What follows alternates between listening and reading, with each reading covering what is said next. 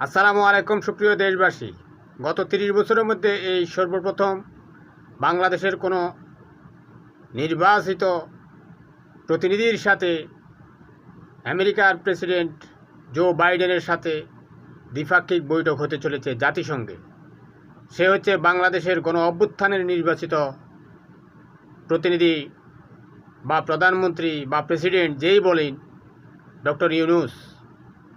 এখন শেখ হাসিনা নাকি এই সুযোগে যখন ডক্টর ইউনূস সাহেব আমেরিকায় যাবেন তখন শেখ হাসিনা নাকি ছট করে ঢুকে পড়বেন। আমরা তো চাই আপনি ছট করে ঢুকে পড়েন, কারণ আপনি যে হাজার হাজার মানুষ হত্যা করেছেন, গুম খুন করেছেন, লক্ষ লক্ষ মানুষকে মামলা দিয়েছেন, লক্ষ লক্ষ কোটি টাকা পাচার করেছেন।